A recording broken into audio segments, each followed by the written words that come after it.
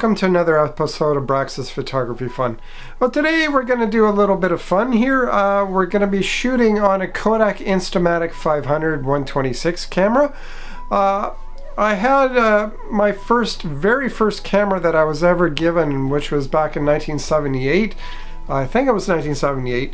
It was given to me by my mother, who just basically gave me a Christmas present for my first camera. And I used that camera for a few years back in the day when 126 was popular.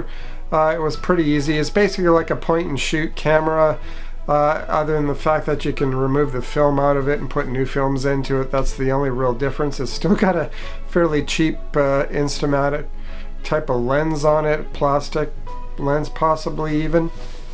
Not a very sharp lens. But that particular camera, which was my first camera, was the Kodak X15F. And again, a pretty basic little Instamatic 126 camera, not too much to it. You just basically click the shutter button and wind it.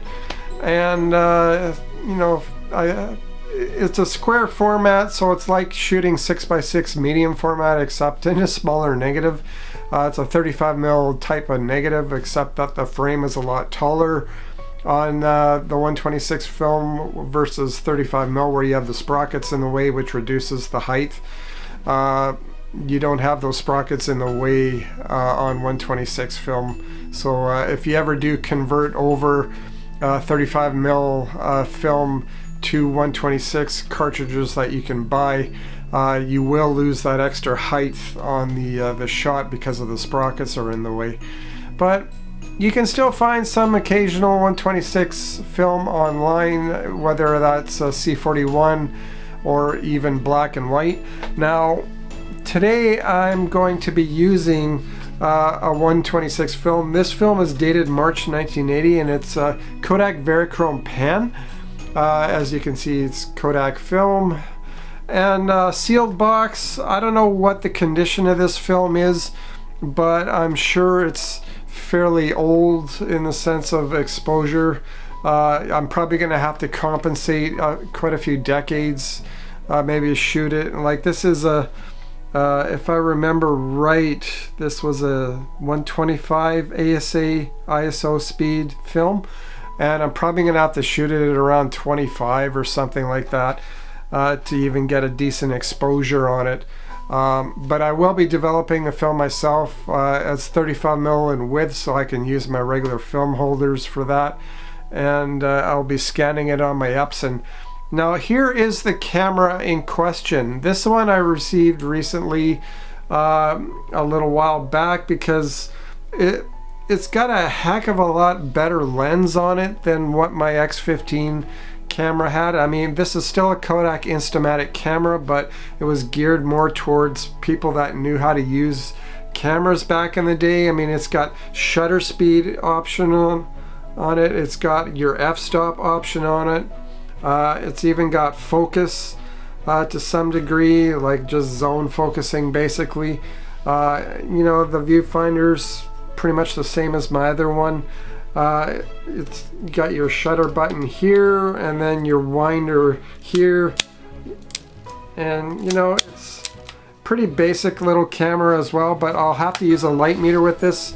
I think this camera does have a light meter in it, but I don't trust it, especially if I'm going to be shooting it at a lower ISO to compensate. But I'm going to go out and have some fun pictures with this and see exactly what we end up getting. I'm expecting it to be very similar to shooting 35mm full frame, other than the fact that the format is square instead of you know, rectangle. But I want to see how sharp this little lens really is on this little 126 camera, and if I like it, I might buy some more film and maybe shoot it more often. But for the most part, this is just a test, just to see exactly what I would get off this camera.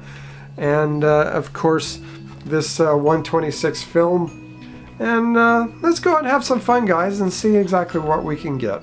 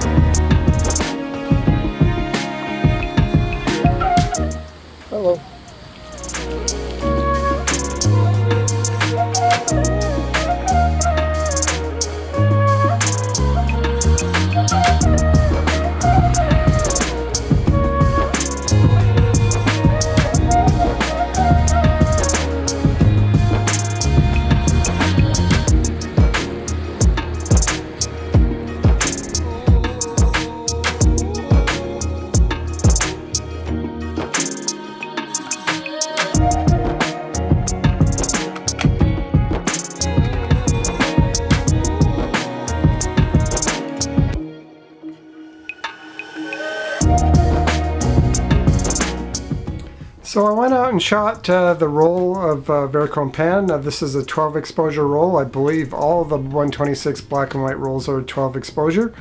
So you don't obviously get a full roll, but I'm used to shooting lower numbers of shots anyway with medium format. And yeah, so I finished off the roll. As you can see, the little windows showing open and the backing paper is inside the container. And yeah, just a few comments about this Kodak Instamatic 500 camera. Really slick little piece. It's well built. It's from the 60s, I believe, mid 60s when this camera came out. And you can just tell the quality that Kodak put into it. It's got a really nice shutter click, very slick, and also the winder itself is really slick. It's got a very satisfying wind on it. It feels well engineered when you wind it. It goes quite smoothly. One thing I did notice when I was shooting this roll is that because it's an overcast day and it started to rain by the end of the taking pictures session, so I had to scooch back home pretty quick. But most of my shots were at f4 or f2.8, so I wasn't able to get the, the depth of field out of the shots. A lot of the shots were at a 30th of a second, some were at a 60, and a few were at 125. So between those, I did miss focus on a few shots. I forgot to set it to infinity instead of close range. So you'll see in my samples next that I missed focus on some shots. Unfortunate, but I couldn't really shoot them again because I used up the roll on the last shot before I could go back and reshoot the one that I really messed up on. But other than that, I really like this little camera. It's really slick. It's got a very satisfying use out of it for what it is. You do have to, of course, make sure you get all your settings correct before you take the shot. So if you're used to cameras where it does it for you, you could miss a few things like I did today. But other than that, let's take our roll of 126 and throw it in the developer and see what kind of results we get off the Epson scanner. Let's take a look at that now.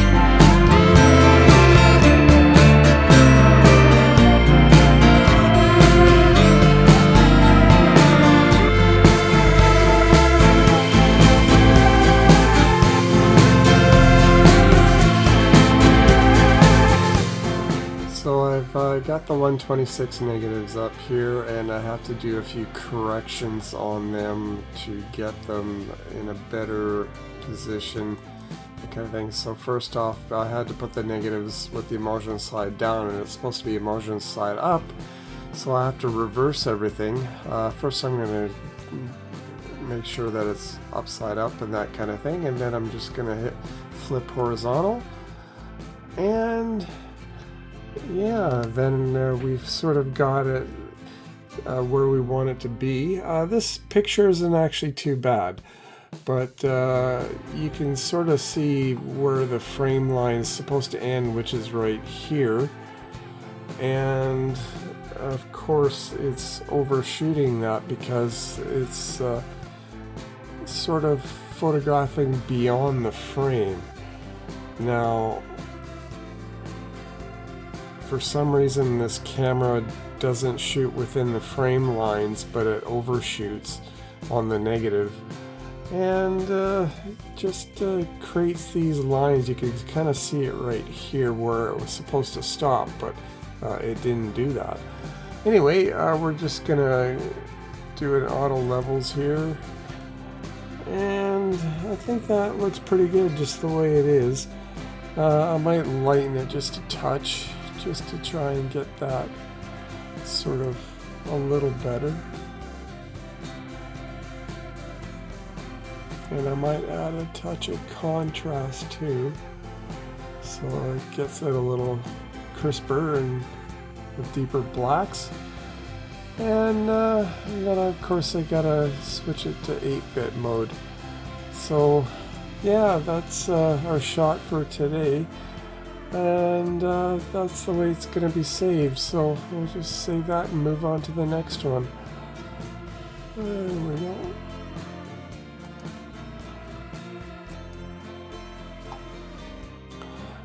You can still see a little bit of distortion in the image here. Up here it doesn't look quite as crisp as you think it should be. We'll have to see what these images look like in full frame. And this is one of the shots in the roll where it was fogged. It just seemed, I don't know if it was from the negative or from aging, where it's just the way it turned out. Anyway, I'm going to crop this to where it's supposed to be because it doesn't look very good otherwise. Yeah, I think we'll do it right there.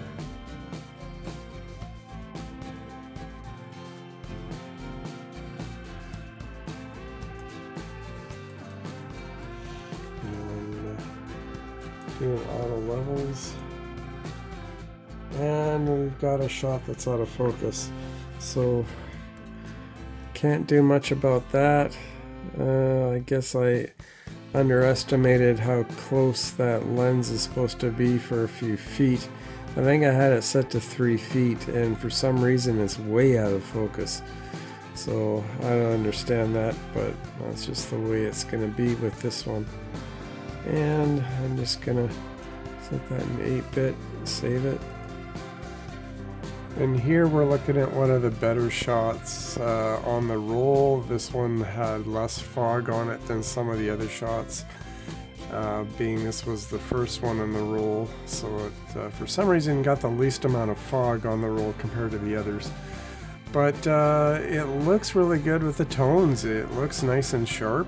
You can actually see some detail and everything and that kind of thing.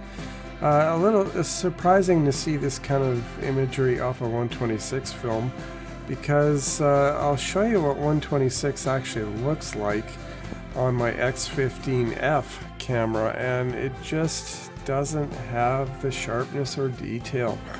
You can't even make out detail in her eyes and that kind of thing, and the teeth, and yet we can still see grain in the image, but it's unfortunate. But yeah, as you can see here, it just doesn't hold together compared to, you know, another shot sort of like this, where you can actually see the detail in the image. Yeah. And what I'm gonna do is, after this one, I'm gonna show some highlights of the roll, basically the good shots that turned out. And we'll take a look at those. So let's take a look at those now.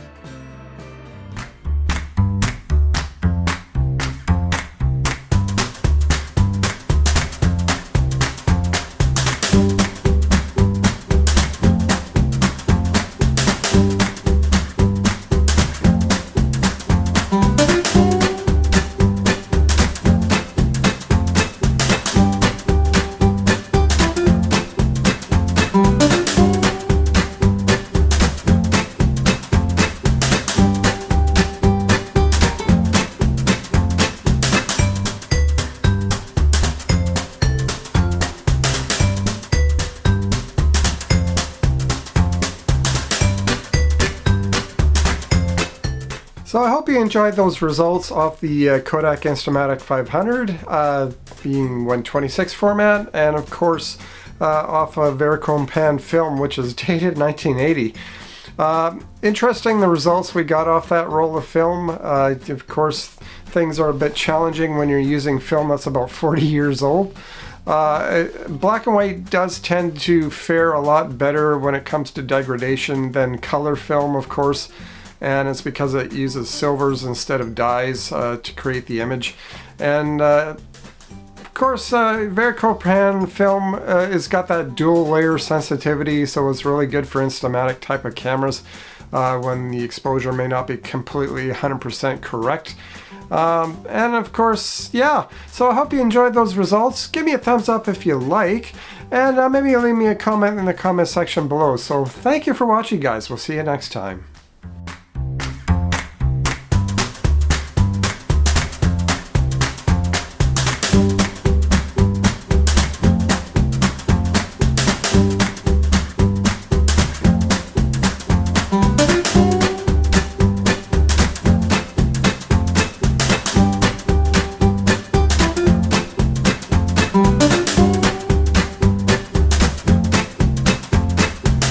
Well, thank you for watching, and aye and goodbye. Eh?